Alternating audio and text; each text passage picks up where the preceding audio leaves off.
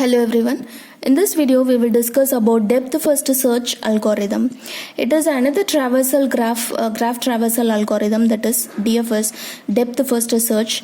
Another traversal algorithm is the BFS, that is breadth first search.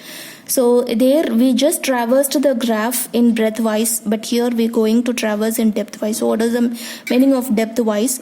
So if you start with the source vertex, and if there are any adjacent vertex that we need to find, and we start exploring that adjacent vertex itself before going to the next adjacent vertex, so we need to explore the first adjacent vertex. That is what the difference between DFS and BFS. But in BFS we will complete all the adjacent vertex and afterwards we will explore the first adjacent vertex. But here, before going to the next adjacent vertex, we need to complete the first adjacent vertex. That is what DFS. So let us see what is the algorithm and what is the example given here. So here this is a directed graph and it consists of some vertices like U, V, X, Y, W and Z, and there are some edges, and all those edges are said to be the directed edges. So here in this algorithm we have for each vertex U. So here also we have some attributes for each and every vertex in the graph. One is color attribute, and the next one is predecessor, and the next one is distance. So color attribute, which is nothing but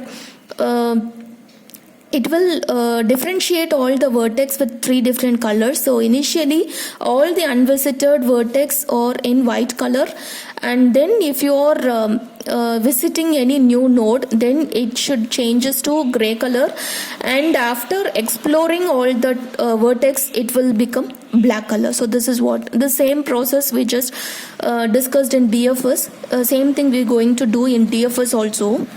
Predecessor, which is nothing but the parent vertex of this current vertex, that is what predecessor.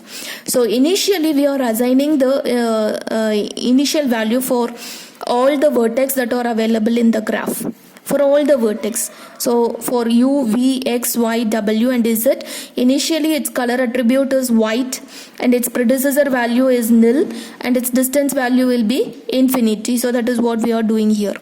And next one, we have one variable called time. It is a global variable and it is initialized as 0, and it is used to mention what could be the timestamp of each vertex.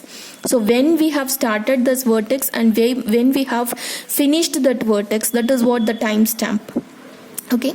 Next one, for each vertex U that belongs to G dot V, so which means for each vertex U to V. So here if U dot color equal to white, so initially you have just to start visiting this U vertex and its color initially given as white, so this condition will be true. Next it will invoke the next algorithm, that is DFS visit. So we have one separate algorithm here as for DFS visit. Okay, so it will go and execute these number of statements here. So initially we are just changing the time value as time equal to time plus 1. So we are just incrementing the time value. Initially the time value has been assigned as 0, so now it will become 1. For which vertex? For the first vertex. We have selected U vertex from the graph. U dot D equal to time. So U dot D equal to time, which is nothing but its distance value is 1.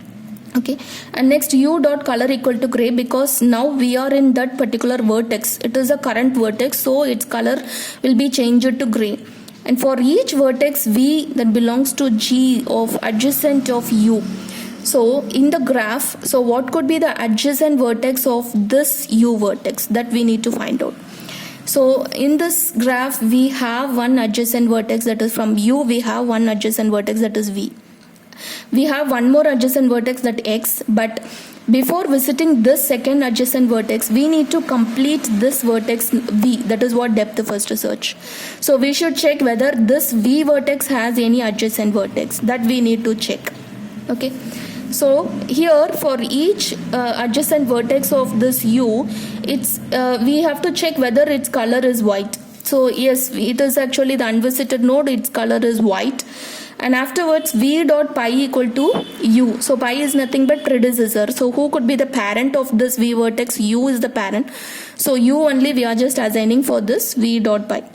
And DFS visit of G comma V. So DFS visit of G comma, so it is a recursive call. Same function has been invoked here. So again it will come here, it will change the time value. So now the time value will become 2 and u dot d equal to time. So what is its distance? That is nothing but 2, and its color will be changed to gray. And now we are checking whether it has any adjacent vertex. Yes, from V we have one adjacent vertex, that is Y. From V we have one adjacent vertex, that is Y, and we are just checking whether its color is white. Yes, its color is white, so now we are changing it into gray, and afterwards we are assigning its attribute, that is pi value, as V, because that is the parent of this Y, right? And the next one, we are calling that same function again, and we are changing its time value as 3, and now we are checking whether it has any adjacent vertex. Yes, it has adjacent vertex, that is X, and now u dot d equal to time. So this is what its distance value, and now we are checking its adjacent vertex, that is X. So this will be this we are checking whether what is its color is white or not. Yes, if it is white, then we are changing its parent value as Y, because this could be the parent of this X, so its parent value is Y, and its time value has been incremented so that it will become 4. Now what is its distance is 4. Now what we are doing, we are changing its color to gray, because currently we are in this vertex, so its color is gray. Now what we are doing, so again we are going and checking whether it has any adjacent vertex, but it has some adjacent vertex, but it has already visited one. Its color is not set to white. Okay, we need to check the condition. If V dot color is white, no, here this particular vertex color is not white, already it is a visited one, so its color is gray. So what we are doing, we are not going to execute this function, so we are just changing this color, this node to black, because we completed with exploring this node. So if we completed exploring that node, then this vertex color will be changed to black, and time value will also be incremented, so its finishing time, this particular node's finishing time is 5. Okay, and afterwards we are going back to the previous vertex, that is Y, because that could be the parent vertex, and now we are checking whether it has any adjacent vertex. It does not have any adjacent new vertex, that is so its time has been changed to 6. That could be the finishing time of this vertex. Now we are going back to the V, because that could be the parent vertex of this Y. So now we are checking whether it has any new outgoing edge, because it does not have any new adjacent vertex, so its time value has been incremented, and it could be the finishing time of this vertex. And now we are going back to this U vertex, and here also if we start exploring it, so this node is already explored and we don't have any new adjacent vertex, so its finishing time is 8, because we have incremented. Now we have one more node, one more vertex, that is W, so we start exploring this vertex. So it has one adjacent vertex, that is unvisited one, so we are going to include this that in the traversal path, and its time is been incremented, so its starting time is 9 and its starting time is 10. So after exploring this node, so we don't have any new adjacent vertex, so its time is 11, and it could be the finishing time, and this node color will be changed to black, and afterwards this node color will also be changed to black. So this is how DFS traversal algorithm works, and this could be the output you will get. For executing this DFS algorithm, so we can use the stack implementation.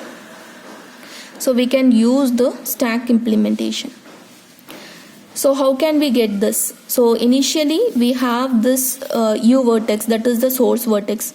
So whichever the vertex you have, so that will be pushed onto the stack.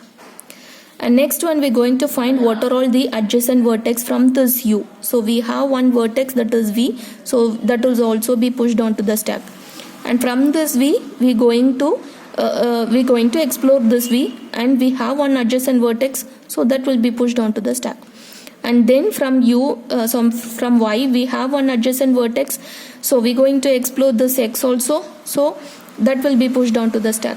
Now after this X, we don't have any new adjacent vertex, so we are just doing backtracking here, whenever you do backtracking, so you are just going to you what is the meaning of it? You just explode this particular node, so you have to pop from the stack. And after coming here, we don't have any other new adjacent vertex, so we just completed this node and we just changed this color of the node as black, so pop out from it, from the stack. And now next vertex is nothing but V, so this also been completed, so pop out from the stack. And this also be completed, so pop out from the stack. And the next one W, so W will be inserted into the stack. It has one adjacent vertex, that is Z, which is unvisited one, so that will also be inserted into the stack. If you start exploring it, so this will also does not have any adjacent vertex, so just pop out from the stack. And the next one W will also pop out because we have explored this W. So after completing visiting all the adjacent vertex, we should pop out from the stack. This is how stack implementation works in this DFS, because we have some recursive nature of the function in DFS algorithm. So for that we have included the stack implementation. Now coming to the analysis of this algorithm, so it is very similar to BFS algorithm analysis. So here also it takes order of V plus E, so that is what number of vertices and number of edges. So because for each and every finding out the adjacent vertex, so we need to find out how many number of edges, that is what theta of E.